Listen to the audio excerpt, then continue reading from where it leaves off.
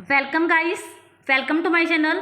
आज हम लोग उड़ीसा का जो क्वेश्चन पेपर हमने स्टार्ट किया हुआ है इसका फोर्थ पार्ट डिस्कस करेंगे।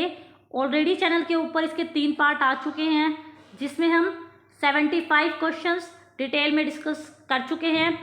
आज हम इसका फोर्थ पार्ट डिस्कस करेंगे और इस क्वेश्चन पेपर को कंप्लीट कर देंगे और आपको इसकी पीडीएफ हमारे Telegram channel economics by DD पर मिल जाएगी। इसके अलावा अब आपका 21 जुलाई को जो DSSSB का एग्ज़ाम है उसके बहुत से previous year question paper channel पर सॉल्व हैं, तो आप चाहो तो प्लेलिस्ट पे जाकर विजिट कर सकते हैं।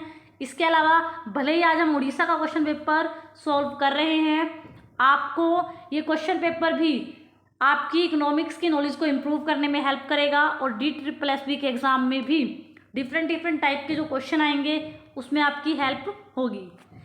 आज का हमारा जो पहला क्वेश्चन है वो क्या है, बेसल जो आपका नोम है सेकंड उसका संबंध किससे है। जो आपका बेसल नोम है ना सेकंड, उसका संबंध आपका एडुकेसी ऑफ बैंक कैपिटल कि आपके पास कैपिटल एडुकेसी रेशो जो है वो कितना है। किसी कैपिटल एडुकेसी रेशो होता क्या है, कैपिटल एडुकेसी रेशो आपको ये बताता है कि एक बैंक के पास, एक बैंक जो है मान लो उसके पास कितनी कैपिटल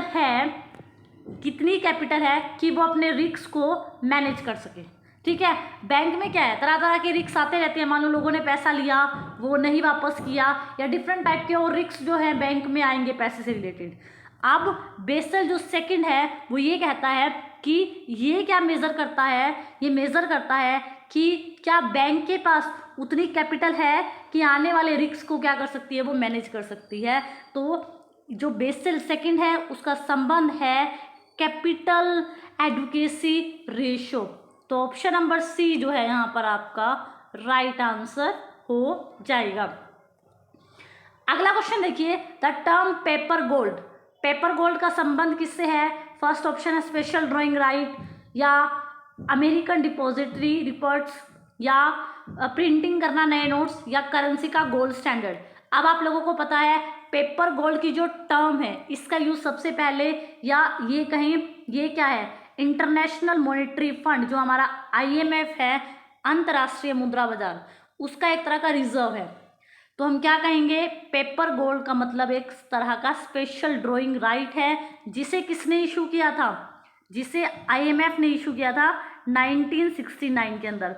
ये एक तरह का international type of monetary reserve है जिसमें ये करेंसी क्रिएट की थी IMF ने ताकि जो ऑपरेशंस होते हैं उनको सिंप्लीफाई किया जा सके और इसको हम एग्जिस्टिंग मनी रिजर्व्स के रूप में देखते हैं।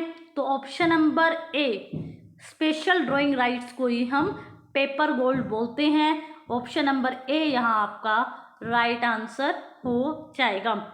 अनबैलेंस ग्रोथ किसके द्वारा दिया गया है, तो अनबैलेंस ग्रोथ जो है आपका हर्षमैन ने दिया था। तो ऑप्शन नंबर ए ही आपका इस क्वेश्चन का राइट आंसर हो जाएगा। अगला क्वेश्चन देखिए, which of the following product is not usually exported from India. अब यहाँ क्वेश्चन में बोला गया है नीचे दिए गए ऑप्शंस में से कौन सा एक प्रोडक्ट ऐसा है जो कि इंडिया यूजुअली उसका एक्सपोर्ट या उसको निर्यात नहीं करता। तो इंडिया जो है दालों का क्या है, सबसे बड़ा प्रोड्यूसर है, लेकिन वो यूजुअली अपनी दालों को एक्सपोर्ट उतना नहीं करता। तो इसीलिए ऑप्शन नंबर बी यहाँ आपका राइट आंसर हो जाएगा। अगला क्वेश्चन देखिए, अगला क्वेश्चन एक मैथमेटिकल क्वेश्चन आया हुआ है। बोला गया है out of 150 employees in a company, कि एक कंपनी में 150 एम्प्लॉयज हैं, इसमें से 30 आपके सुपरवाइजर्स हैं, 30 सुपरवाइजर्स हैं। क्वेश्चन में बोला है 80 जो है मैरिड है। अब एक 80 हैं जो वो अलग से बोले हैं 150 में से वो 80 क्या है, मैरिड है। क्वेश्चन में क्या बोला गया है 20% ऑफ मैरिड एम्प्लॉयड। अब इस 80 जो मैरिड है इसमें से 20% एम्प्लॉयज ऐसे हैं जो कि 20% married employed, total married employed कितने हैं 80। क्वेश्चन में क्या बोल रहे हैं, इसका 20% क्या है, 20% जब हम निकालेंगे क्या आ जाएगा, इसका 20% निकालेंगे तो क्या आ जाएगा, यहाँ पर आपका आ जाएगा 6, जो 80 एम्प्लॉयज़ का 20% निकालेंगे तो क्या बोल रहे हैं, ये जो 80 एम्प्लॉयज़ का, जो मैरिड एम्प्लॉय का आपको 20% निकालोगे, ये आपका क्या आ गया, ये मैरिड एम्प्लॉयड क्या है, सुपरवाइजर है। क्वेश्चन में ये बोला गया। अब आगे क्वेश्चन क्या कह रहा है, if n employees is chosen at random, अगर आप किसी एम्प्लॉय को रैंडमली चूज करते हो, what is the probability that he is married, कि वो मैरिड भी हो और सुपरवाइजर भी हो। अब आपको क्वेश्चन में क्या समझ आया, अभी हमें क्वेश्चन में समझ आया, हमारे पास टोटल 150 एम्प्लॉयज़ हैं, जिसमें से हमारे 30 तो सुपरवाइजर हैं और 80 हमारे पास मैरिड लोग हैं। अब इसने क्या बोला था, 80 में से 20% एम्प्लॉयज़ ऐसे हैं, 80 जो मैरिड एम्प्लॉयज़ हैं, उनका जो 20% है वो क्या है, वो आपका सुपरवाइज़र है। तो 80 लोग मैरिड हैं, उसका 20% हम निकालेंगे तो आपका क्या आ जाएगा, तो उसका 20% आपका आया, उसका 20% आया 16। तो यहाँ पर आपको एक बात समझ आई होगी कि 16 बंदे ऐसे हैं, 150 में से 16 पर्सन ऐसे हैं जो मैरिड भी हैं और वो सुपरवाइज़र भी हैं। क्वेश्चन आपको समझ आया, टोटल 150, 30 सुपरवाइज़र, 80 जो है सिर्फ मैरिड है। 80 का 20% 16 हो गया। 16 जो है ऐसे हैं जो कि आपसे क्या पूछा है, मैरिड भी होने चाहिए और एम्प्लॉय भी। तो 16 क्या है, ऐसे लोग हैं जो मैरिड भी हैं और एम्प्लॉय भी। अब इसी की उन्होंने क्वेश्चन में प्रोबेबिलिटी पूछ ली कि आपको प्रोबेबिलिटी निकालनी है, किन की प्रोबेबिलिटी निकालनी है, जो मैरिड भी हो एंड सुपरवाइज़र भी हो। तो हमने देखा था 80 का 20% 16 ही इतने लोग हैं जो मैरिड भी है और सुपरवाइज़र भी हैं। तो यहाँ पर टोटल है आपके 150। जब आप 16 को 150 से डिवाइड करोगे तो आपका 0.1067 राइट आंसर आ जाएगा। तो यहाँ पर ये आपका जो ऑप्शन है, ये ऑप्शन करेक्ट हो जाएगा। वैसे मैंने इस क्वेश्चन को यहाँ भी सोल्व किया है, अगर आप चाहो तो PDF में इसको आप यहाँ देख भी सकते हैं। अगला क्वेश्चन देखिए, the idea of creative destruction is associated with, यहाँ पर ये बोला गया है कि जो आइडिया था क्रिएटिव डिस्ट्रक्शन का वो किसने दिया था, ये है शुम्पीटर द्वारा दिया गया था। शुम्पीटर ने ही बोला था जो क्रिएटिव डिस्ट्रक्शन होता है उसका मतलब होता है कि जब हम पुराने जो उत्पाद बना रहे होते हैं, जो पुराने प्रोडक्ट बना रहे होते हैं, पुरानी सर्विसेज बना रहे होते हैं, मान लो जब हम अपने प्रोडक्ट को पुराने तरीक़ों से जब बना रहे होते हैं, उसकी जगह पर हम कोई नया प्रोडक्ट बनाए और किसी नई टेक्निक से बनाए। जब हम पुराने प्रोडक्ट को भी और पुरानी टेक्निक को छोड़कर नए प्रोडक्ट पर और नई टेक्निक पर जाते हैं, तो ये जो प्रोसेस होती है इसी को शुम्पीटर ने क्रिएटिव डिस्ट्रक्शन जो है वो बोला है। जब आप पुराने प्रोडक्ट और पुरानी टेक्निक को छोड़कर नए प्रोडक्ट और नई टेक्निक से प्रोडक्ट बनाते हो, सर्विसेज बनाते हो, पुरानी मान्यताओं को तोड़ते हो, तो यही आपका क्रिएटिव डिस्ट्रक्शन होता है और यही शुम्पीटर ने बताया था। ऑप्शन नंबर शुम्पीटर आपका राइट आंसर हो जाएगा। अगला क्वेश्चन देखिए, according to Robinson the term golden age in context of Harrod Domar model is used to emphasise. अभी क्वेश्चन में क्या बोल रहे हैं कि जॉन रॉबिन्सन ने ना गोल्डन एज यूज़ किया था। आपको उसका गोल्डन एज याद भी होगा कि कैपिटल में होने वाला चेंज अगर आपकी पॉपुलेशन में होने वाले चेंज के बराबर है, तो ये जॉन रॉबिन्सन का गोल्डन एज रूल था। अब ये कह रहा है कि गोल्डन एज जो रूल है रॉबिन्सन का, उसने उसको हैरेडोमर मॉडल के कंटेक्स्ट में यूज़ किया। अब उसका संबंध किससे है, तो जो रॉबिन्सन का जो गोल्डन एज यूज़ किया जाता है किसमें, हैरेडोमर मॉडल में, वो एम्फेसाइज करता है वारंटेड ग्रोथ रेट को। ऑप्शन नंबर डी यहाँ आपका राइट आंसर हो जाएगा।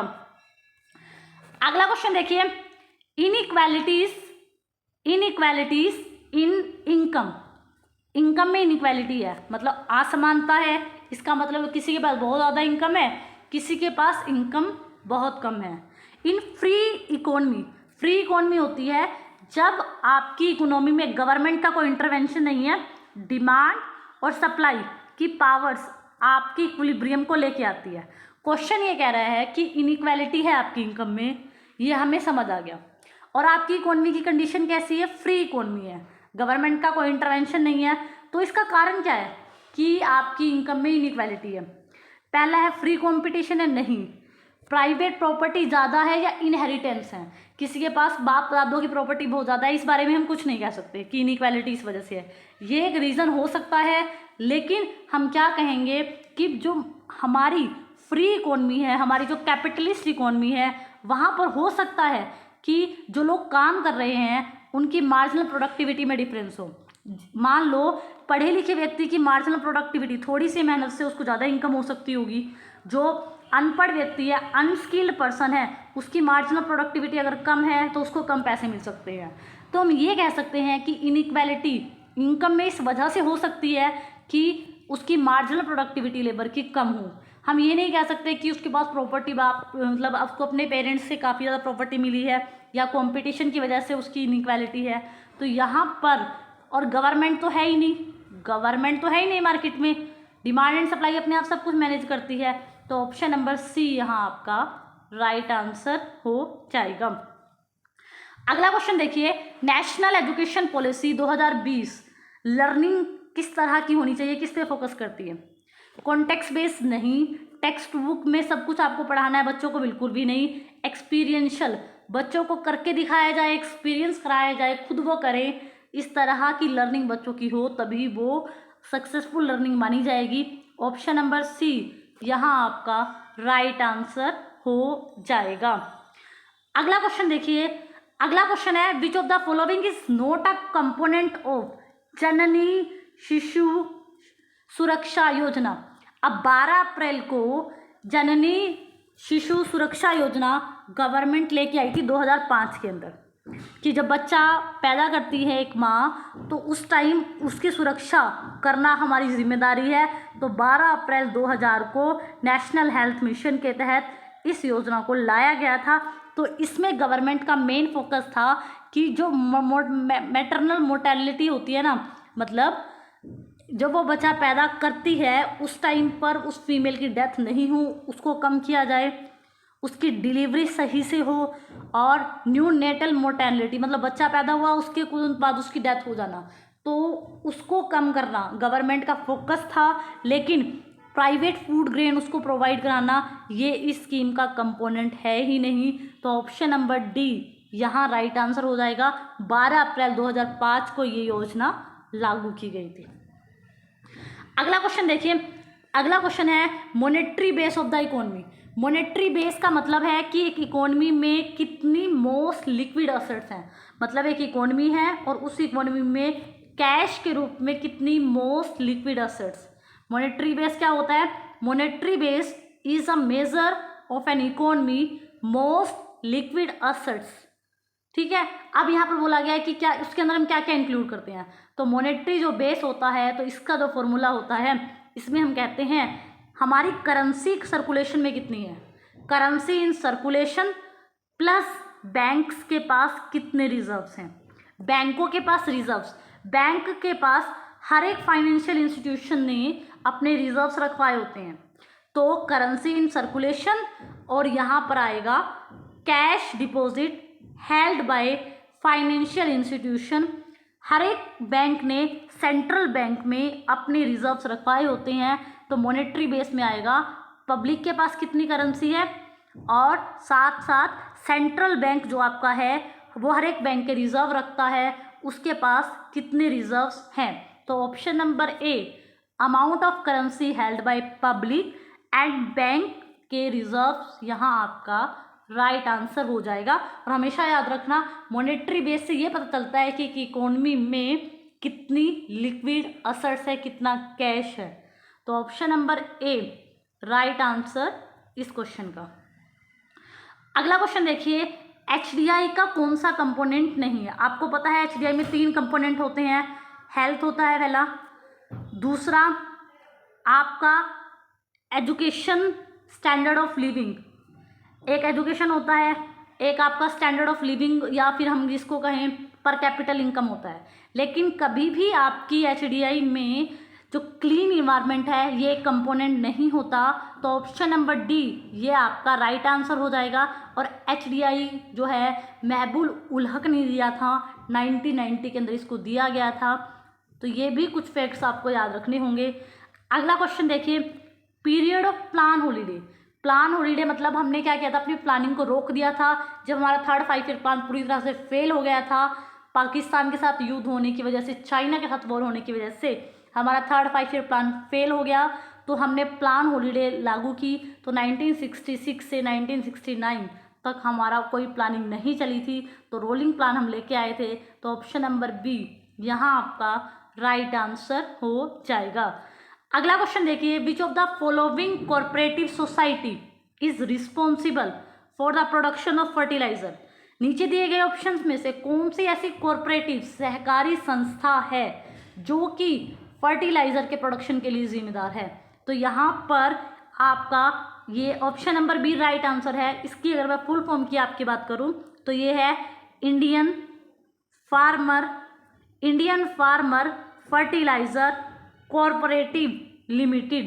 ये कॉर्पोरेटिव ऑर्गेनाइजेशन जो है आपकी ये Indian farmer fertiliser cooperative organisation सहकारी ये समिति है जो कि कितना फर्टिलाइजर का प्रोडक्शन होना चाहिए इसके लिए जिम्मेदार है। तो ऑप्शन नंबर बी यहाँ आपका राइट आंसर हो जाएगा। ब्लू रेवोल्यूशन जो है, जो क्रांति आई थी, नीली क्रांति, इसका संबंध किससे है? ये फिश प्रोडक्शन से थी। फूड ग्रेन के लिए ग्रीन रेवोल्यूशन था, ऑयल सीड के लिए येलो रेवोल्यूशन था, मिल्क प्रोडक्शन के लिए वाइट रेवोल्यूशन था। तो यहाँ पर आपको ये चीज़ें भी थोड़ी लर्न होनी चाहिए। अगला क्वेश्चन देखिए, अगला क्वेश्चन है number of women entrepreneurship in small industrial sector is highest in which state. नीचे दिए गए ऑप्शंस में से किस स्टेट की महिलाओं ने सबसे ज़्यादा वुमेन स्मॉल इंडस्ट्रियल जो स्टार्टअप है वो खोले हैं? तो इसमें जो बाजी मारी है वो तमिलनाडु में महिलाओं द्वारा ओन स्मॉल इंडस्ट्रिया बहुत ज़्यादा है। ऑप्शन नंबर डी यहाँ आपका राइट आंसर हो जाएगा। अगला क्वेश्चन देखिए, राउरकेला स्टील जो प्लांट है वो हमने किसकी मदद से इंडिया में स्टैब्लिश किया है? इसमें हमारी जो असिस्टेंट दी थी, जो मदद दी थी, वो जर्मनी ने दी थी। तो ऑप्शन नंबर सी यहाँ आपका राइट आंसर हो जाएगा। अगला क्वेश्चन पढ़िए, a budget line is drawn taking good x in horizontal axis and good y in vertical axis. मतलब ये कह रहा है ओ एक्स है, ये आपका ओ वाई है। आपको एक्स पर क्या लेना है? हॉरिजॉन्टल एक्स पर एक्स कमोडिटी, वर्टिकल पर वाई कमोडिटी हमने ले लिए। ये आपकी बजट लाइन हो गई। अब एक्स गुड्स का प्राइस डिक्लाइन हो जाता है और वाई गुड के प्राइस में कोई चेंज नहीं होता, तो क्या होगा? तो ये जो एक्स की जो बजट लाइन है इसमें क्या होगा? ये फ्लैट रहेगी, ये स्टीप रहेगी, इसमें पैरेलल शिफ्ट आएगा राइटवर्ड, इसमें पैरेलल शिफ्ट आएगा लेफ्टवर्ड। अब आप देखिए ये आपकी बजट लाइन है, ठीक है, ए बी आपकी बजट लाइन है और आप एक्स कमोडिटी आपने एक्स एक्सिस पे ली है, वाई कमोडिटी यहाँ ली है। अब एक्स गुड्स का जैसे ही प्राइस सस्ता होगा और वाई के प्राइस में कोई चेंज नहीं होता, तो आप एक्स को ज़्यादा परचेज करना चाहोगे तो आपका अब जो है एक्स गुड आप ज़्यादा परचेज करना चाहोगे तो आप देखोगे कि आपकी बजट लाइन राइटवर्ड शिफ्ट हो रही है। तो आप पहले अगर यहाँ किसी पॉइंट पर थे तो आप ज़्यादा आप एक्स को परचेज करना चाहोगे तो आपकी जो है आपकी बजट लाइन शिफ्ट हो जाएगी। तो यहाँ पर आप क्या बोलोगे? ऐसा करने से it shift the rightward parallel shift आएगा आपकी बजट लाइन में। ऑप्शन नंबर सी यहाँ आपकी राइट आंसर हो जाएगा। अगला क्वेश्चन देखिए, सनराइज इंडस्ट्रीज पूछा गया है क्या होती है। अब अगर हम बात करें कि सनराइज इंडस्ट्री नाम शब्द में ही क्या है, इसका मतलब छुपा है। सनराइज इंडस्ट्री वो इंडस्ट्री जो आने वाले टाइम में बहुत ज़्यादा ग्रोथ कर सकती हैं, जिनके अंदर फ्यूचर में ग्रोथ का पोटेंशियल बहुत ज़्यादा है और जो कि इकोनॉमी की फ्यूचर रिक्वायरमेंट को भी पूरा करेगी। फ्यूचर की ज़रूरत का भी ध्यान रखा जा रहा है उन इंडस्ट्रीज़ में। तो हम क्या बोलेंगे? सनराइज इंडस्ट्री वो इंडस्ट्री होती है जिनके अंदर हाई ग्रोथ पोटेंशियल है। फ्यूचर में हमें इन में ग्रोथ बहुत लग रही है। जैसे हम कहते हैं कि हमारा आईटी सेक्टर बहुत ग्रो करेगा फ्यूचर में, कंप्यूटर चीज़ें टेक्नोलॉजी बहुत बूम में आएगी। तो ये हमारी सारी सनराइज इंडस्ट्रीज़ है। आईआईटीज़ काफ़ी अभी भी ग्रो कर रही है और फ्यूचर में उनके प्रोडक्ट और भी ग्रो करेंगे। तो इसीलिए सनराइज इंडस्ट्री वो इंडस्ट्री जिनके अंदर ग्रोथ पोटेंशियल है और फ्यूचर की रिक्वायरमेंट हमारी वो पूरी करेंगी। तो option number D sunrise industry के लिए आपका राइट आंसर हो जाएगा। अगला क्वेश्चन देखिए, अनहोली ट्री जो है state that it is impossible to have which of the following 3 conditions at a time. आपने इंटरनेशनल ट्रेड में ना एक वो पढ़ा होगा जो है इम्पॉसिबल ट्रीटी, उसमें आपने देखा होगा कि 3 चीज़ें होती हैं। एक फ्री कैपिटल मोबिलिटी कि आप एक देश में जो है एक देश से दूसरे देश में फ्री कैपिटल मोबिलिटी, दूसरा फिक्स एक्सचेंज रेट का रखना, और तीसरा साइड बाय साइड आप इंडिपेंडेंट मॉनेटरी पॉलिसी रखो। ये तीनों चीज़ें आप एक साथ नहीं रख सकते, यही आपकी अनहोली ट्रिनिटी है। ठीक है, तो यहाँ पर क्या बोला जाता है कि आपकी एक ना एक कंडीशन जरूर वायलेट होगी। इंटरनेशनल ट्रेड में आपने इस तरह का डायग्राम देखा होगा कि आप फिक्स एक्सचेंज रेट या हम कहें सीवरेज मॉनेटरी पॉलिसी या इंडिपेंडेंट मॉनेटरी पॉलिसी और फ्री फ्लो ऑफ कैपिटल, तीनों चीज़ों को एक साथ रखना पॉसिबल नहीं है। यही इंटरनेशनल ट्रेड में हमने पढ़ा है। तो ऑप्शन नंबर ए यहाँ आपका राइट आंसर हो जाएगा। अगला क्वेश्चन देखिए, अगले क्वेश्चन में क्या बोला गया है।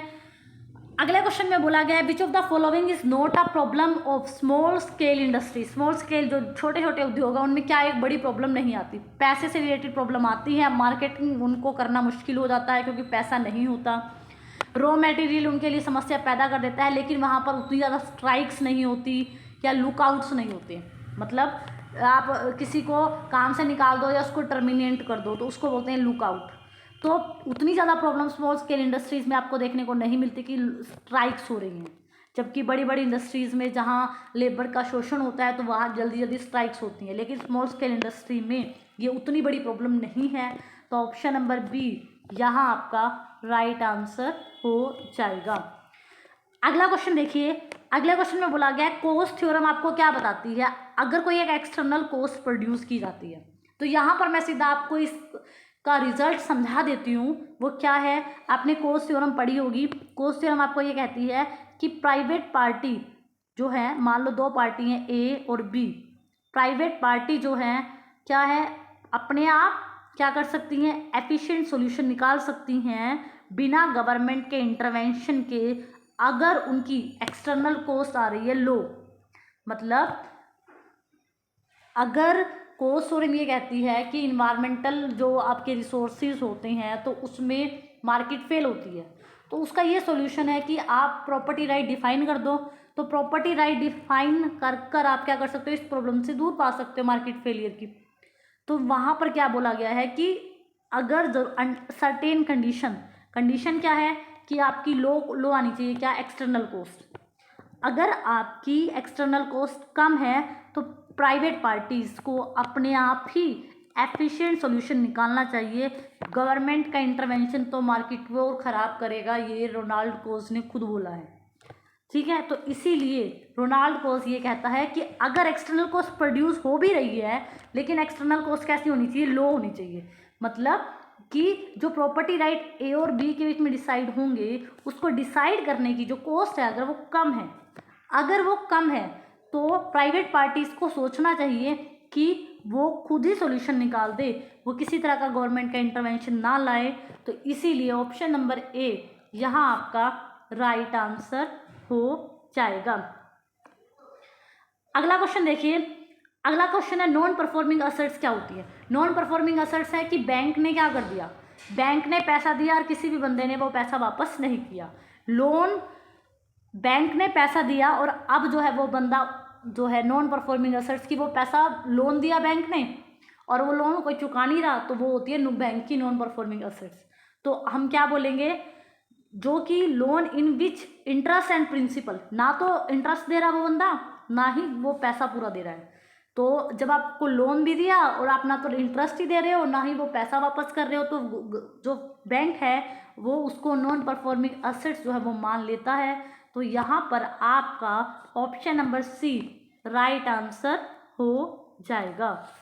अगला क्वेश्चन देखिए, जो G20 की इंडिया के अंदर समिट हुई थी, मीटिंग हुई थी, उसका क्या मोटो था। तो आपको पता है जो इंडिया में हमारी G20 की समिट हुई थी, ये वसुधैव कुटुंबकम इसकी हमारी थीम थी, और इसके अंदर हमारी एक थीम थी one earth one family one future. One earth one family one future, option number d यहाँ हमारा राइट आंसर हो जाएगा।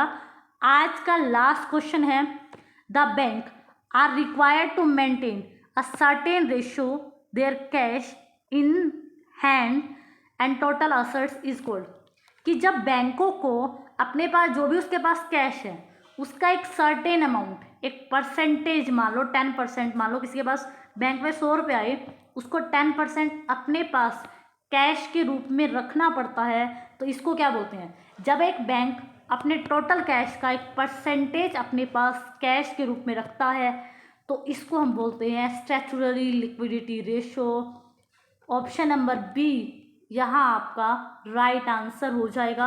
आज हमने उड़ीसा का क्वेश्चन पेपर कंप्लीट कर लिया है। आई होप सो आपको समझ आया होगा। अगर आपको मेरी वीडियोस अच्छी लगती हैं या तो आप मेरे चैनल को लाइक कर सकते हैं, शेयर कर सकते हैं, सब्सक्राइब कर सकते हैं। इसके अलावा आपको इस क्वेश्चन की जो PDF है हमारे टेलीग्राम चैनल से मिल जाएगी। Thank you so much for watching this.